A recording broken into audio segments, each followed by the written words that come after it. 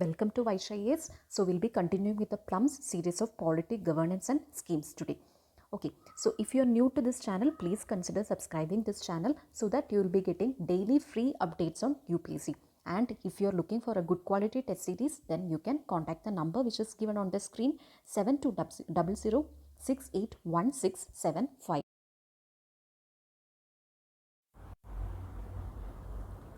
Let's move on to the first question.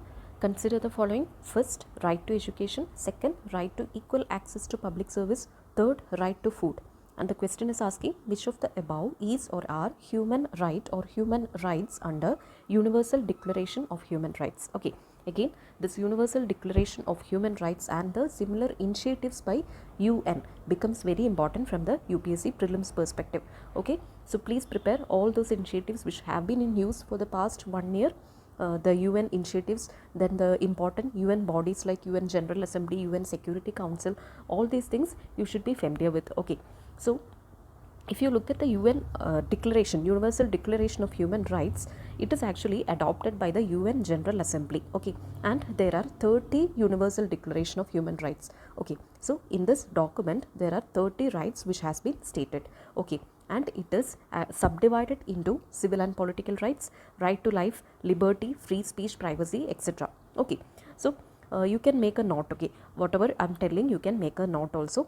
Otherwise you can also refer some document and keep a one page short notes on Universal Declaration of Human Rights. And if you have to proceed this question via elimination, then you can think right to education, then access to public service, right to food.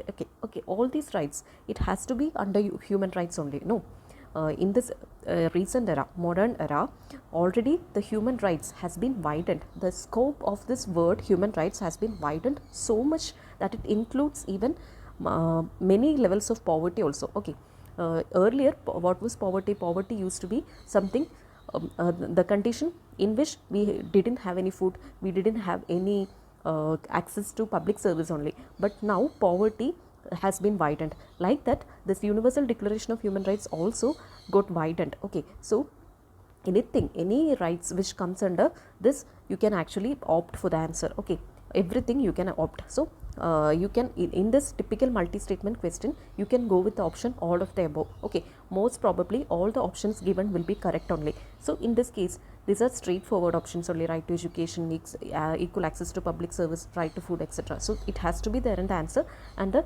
answer is 1, 2 and 3.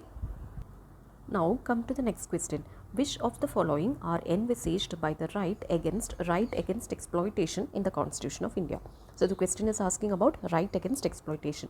So from which part this would have been taken? So this is a question from fundamental rights. So many candidates I have seen, they'll be neglecting these first portions of Lakshmikant. They won't be doing this DPSP, fundamental rights kind of thing. Okay, so actually these portions are very important. So please go thoroughly through this fundamental rights portion, DPSP and the initial portions, no, parliamentary form of government, federalism, all these concepts you have to be very clear. Only then, once you're clear with this concept, only then you have to step to the parliamentary form of government, the main polity. Okay, the main part of polity, that is the first portion will be your base.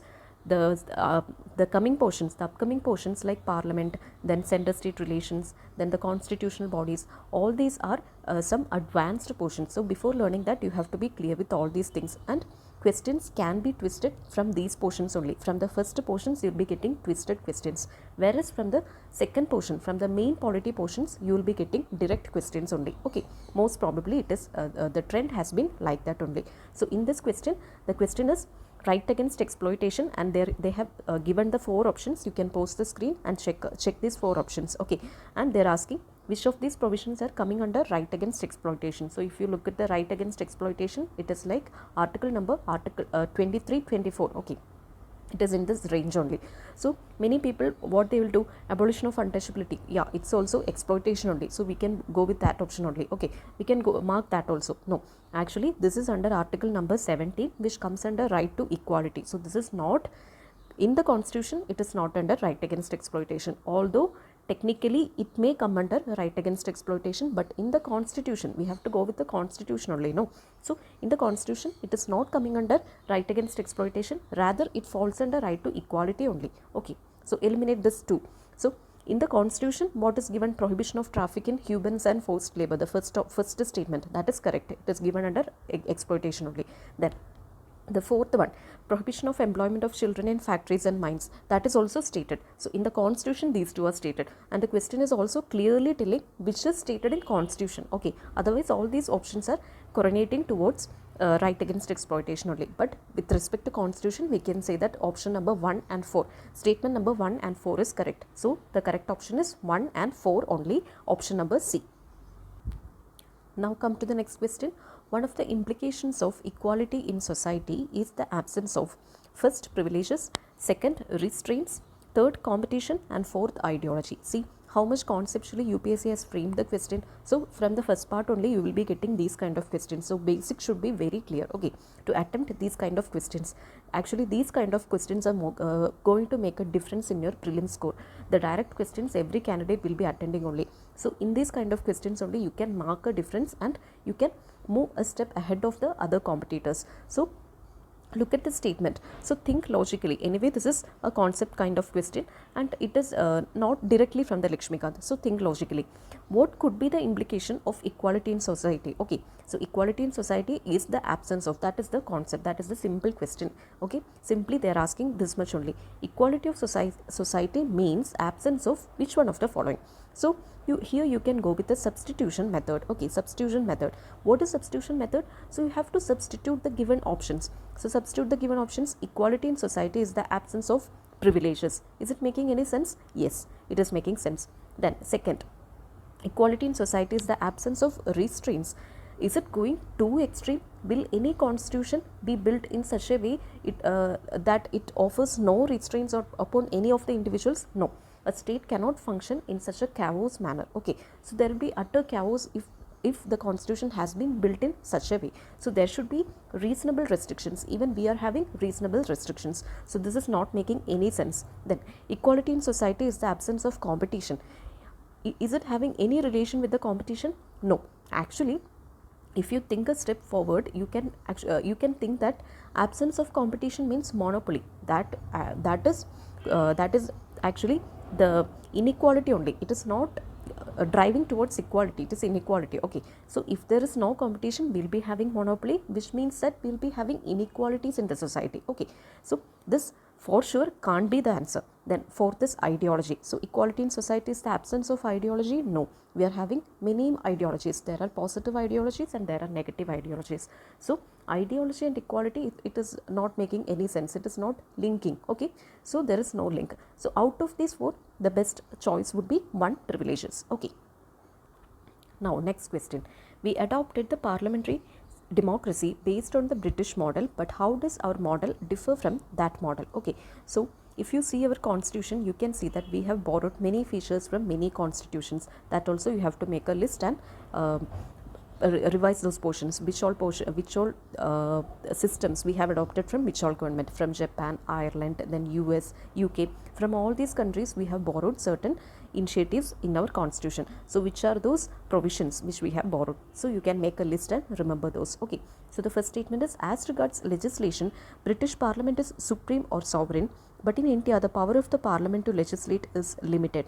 Yes, if you look at the British Constitution, okay, British Constitution, it is similar to, whenever we see the word British Constitution, immediately the word parliamentary sovereignty should strike onto your mind. Okay, British Parliament means it is equal to parliamentary sovereignty. Parliamentary is the supreme body there. Okay, so in India, are we having such overriding powers to the Parliament? No.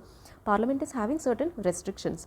There is a clear separation of powers between the organs of the government, legislature, executive and judiciary, and also there is a clear division between the states also. There is a union list, there is a state list, and there is a concurrent list. So Parliament is not having such overwhelming powers as the case with British Parliament. So this statement is correct. This is a standard fact from Lakshmikant only. So no elimination would work. This is correct. Then second, in India the matters related to constitutionality of the amendment of an act of the Parliament are referred to the Constitution bench by the Supreme Court. Okay, so here this statement is correct only. The constitutionality of an amendment. Okay, whenever Parliament is making any amendment or any act, okay, so judiciary is sitting there? No. So judiciary will be keenly observing, is parliament breaching its limit, is parliament breaching our constitution. They will be keenly observing, and whenever parliament is over crossing its threshold of limitations, judiciary will come into force. Okay, judiciary will come into picture, and they will make a judicial review, and they will rectify the issue. So Supreme Court and judiciary, they are the guardians of constitution. No, so they have to keenly, they must be the keen observers here. So here this option actually is correct. Okay, matters related to constitutionality of the amendment are referred to constitution bench. Yes, it's correct, but here there is a check. This statement is a soft kind of statement, so it is correct. But instead of this statement, if UPSC has framed in such a way that it is given parliament is surely referred, or it is mandatorily referred to the constitution bench, then this statement would not be correct. Okay, so it can refer, that is the point. Okay, so it can be referred to the constitution bench, but not mandatory. Some cases it is referred to the divisional benches also. So all cases are not mandatorily referred to the constitution bench, and some cases can be referred to divisional benches also. So here the framing of the statement is a soft kind of nature, so you can go with the correct statement only. Okay, so here 1 and 2 is correct. So please be beware of the framing of the statement. So UPSC will be framing, they will be using certain words. No, only, can be. So please beware of these words also. Okay, so here both options are correct, both 1 and 2, option number C. Now come to the next question. Consider the following statement. First is, Constitution of India defines its basic structure in terms of federalism, secularism, fundamental rights and democracy.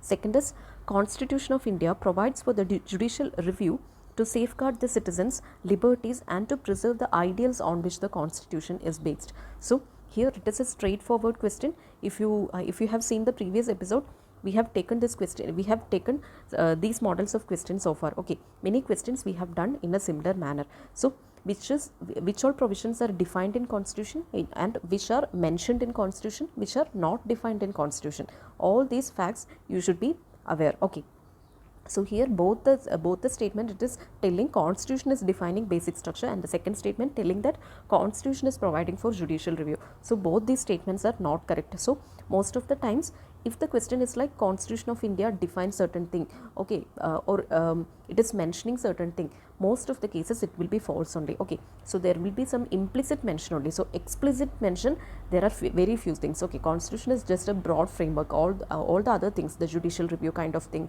then the basic structure doctrine, all these are evolved by the organs of the state, like judiciary, then executive, etc. All these organs, they have done a clear analysis and they have evolved these terms for their convenience. So it is not actually stated in constitution, it is evolved only. So constitution is not defining these terms. So in this case also you can apply this trick whenever Constitution of India defines. Okay, so the statement is like Constitution of India defines, whenever such statements are coming, it is probably incorrect. So here the answer is neither 1 nor 2, option number D. That's the end of today's session. So we'll meet in the next week in the next episode. Until then, stay tuned. Thank you.